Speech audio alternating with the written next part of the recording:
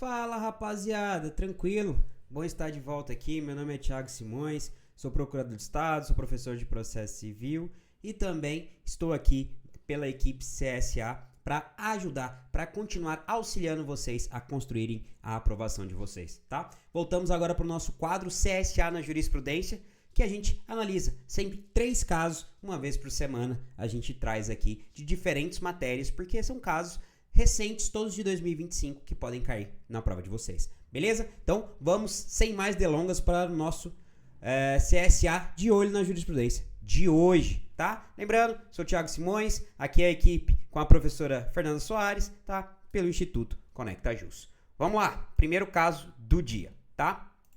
A ausência é um caso sobre direito penal, tá? A ausência de dolo específico de deteriorar ou destruir patrimônio público, tá? O que a gente chama de ânimos nocente, impede a condenação pelo crime de dano qualificado. Tranquilo? Então, aqui não é o crime comum de dano do caput, tá? Mas sim lá do parágrafo 1º, salvo engano, tá? Que traz as figuras qualificadas, beleza? Então, aqui seria a figura comum, o tipo penal da figura comum, com o artigo 163. Destruir, inutilizar ou deteriorar coisa alheia, tá? Esse é o crime de dano, beleza? Mas existe uma figura qualificada, tá? Lá no parágrafo único existe uma figura qualificada. Na verdade, existem várias figuras qualificadas, tá? Lá no parágrafo único. A gente vai analisar apenas o crime de dano contra patrimônio público, que é uma das figuras qualificadas, tá? Então, 163, parágrafo único. Se o crime é cometido contra o patrimônio da União, de Estado, do DF, de município ou de autarquia, fundação pública, empresa pública, sociedade de economia mista ou empresa concessionária de serviços públicos, tá? A pena é de tanto a tanto. Não lembro agora exatamente qual que é a pena do crime, mas vocês vão lá no artigo 163, em parágrafo único, inciso 3, e vejam lá qual que é a pena que está previsto lá, tá? Então aqui a gente está diante de um crime qualificado. Beleza? Então, o tipo penal a gente já analisou ali. Então, esse tipo específico do crime de dano, ele exige o animus nocente. O que é o animus nocente, tá? O animus nocente é a intenção, tá? É a intenção de lesionar bens jurídicos alheios, tá? Então, você tem a intenção de lesionar, entende? Você tá lá na sua situação específica e você quer destruir aquele bem. Entende? Você quer destruir aquele bem. Isso é dolo específico. Entende? Beleza? Então agora a gente vai saber o que aconteceu no caso concreto aqui e por que não havia ânimos nocente, tá?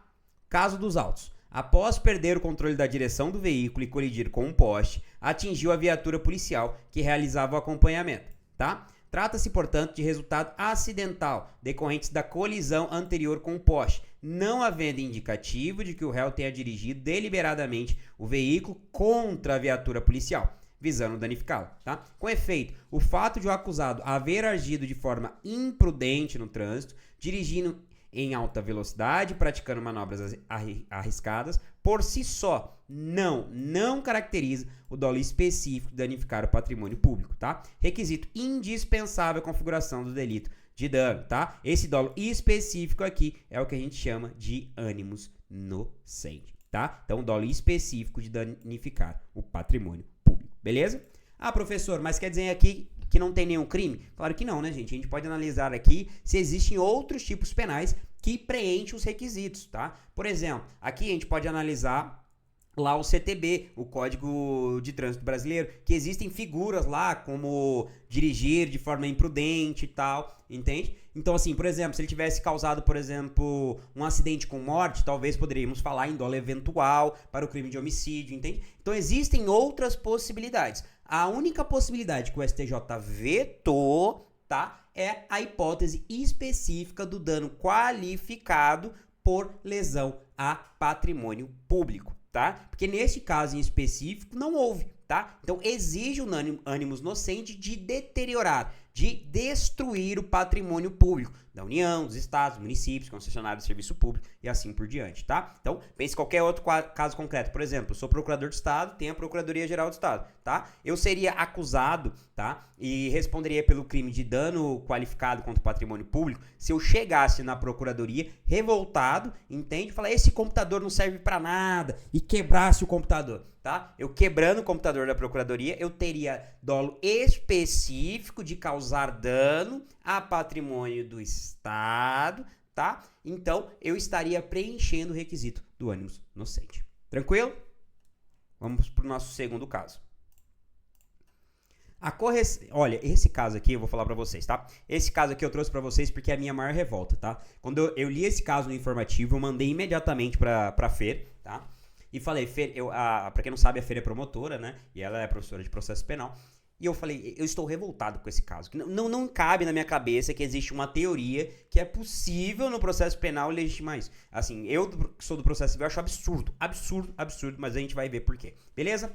Então, o nosso segundo caso do dia é a correção de erro material em sentença penal condenatória após o trânsito em julgado não pode ser realizada de ofício, pois configura reformácio impédio, tá? Qual que foi o caso aqui, tá? No caso concreto, vou contar para vocês, tá? O cara respondia por algum crime que tinha a ver com o exercício de uma função pública, tá? Só que no caso concreto, o réu, ele ocupava dois cargos, um de origem municipal e outro de origem estadual, tá? O crime que ele estava sendo investigado e foi condenado tinha a ver com esse cargo estadual, beleza? Tranquilo? E como efeito da condenação foi determinada a perda da função pública. Só que o juiz, na hora de fazer a sentença, ele errou, tá? E ele colocou o cargo municipal. Ele falou...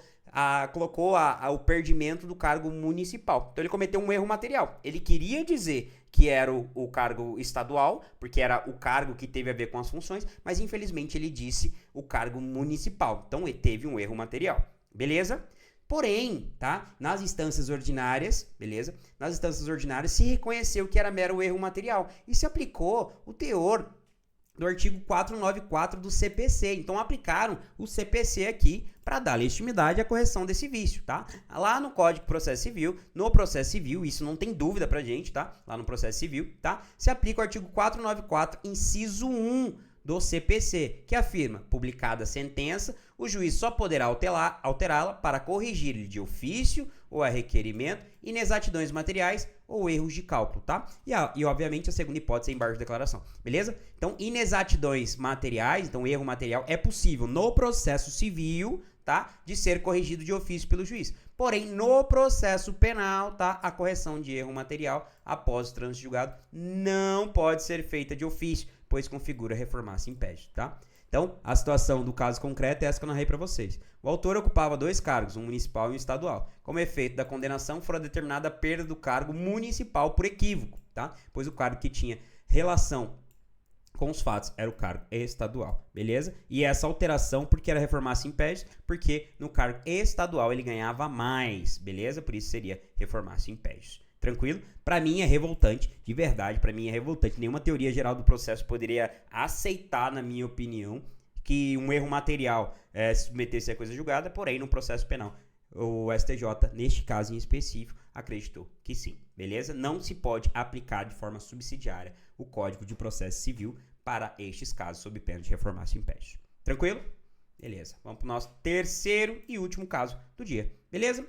E aqui, muito importante para quem vai fazer Ministério Público, por quê? Porque é um caso referente à ação civil pública, tá? Não necessariamente é este caso em específico que não foi pelo Ministério Público, como vocês sabem, a ação civil pública pode ser proposta por vários legitimados, e aqui foi a associação, beleza? Mas processo coletivo é tema recorrente nas provas do Ministério Público. Vamos lá. O título judicial, firmado em ação coletiva de rito ordinário, proposta por associação, abrange todos os associados no âmbito de jurisdição do Tribunal de Segundo Grau. Não se restringindo àqueles domiciliados na jurisdição do juízo que proferiu a decisão de primeiro grau, tá?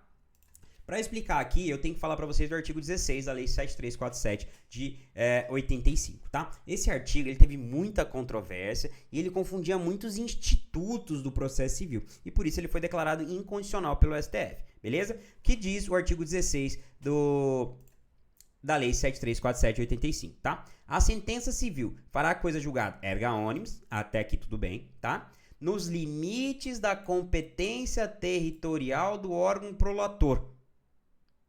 Esse foi o grande problema, beleza?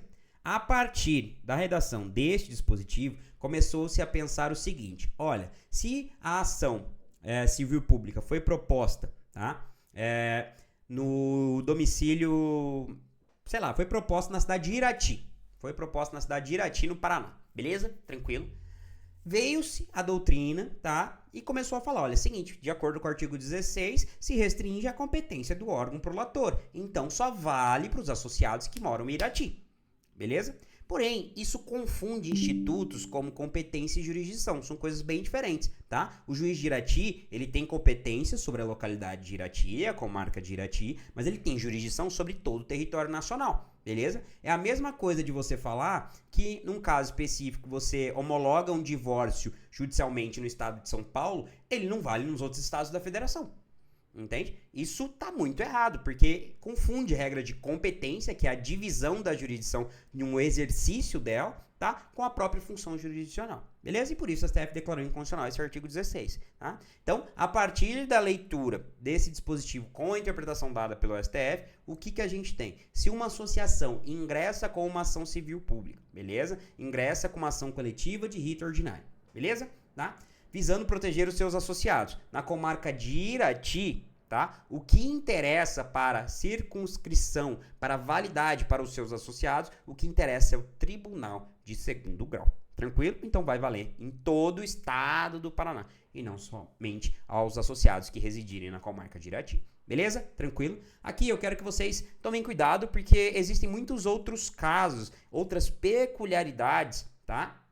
Que tratam sobre coisas julgadas no processo coletivo. Por exemplo, sindicato é uma regra, tá?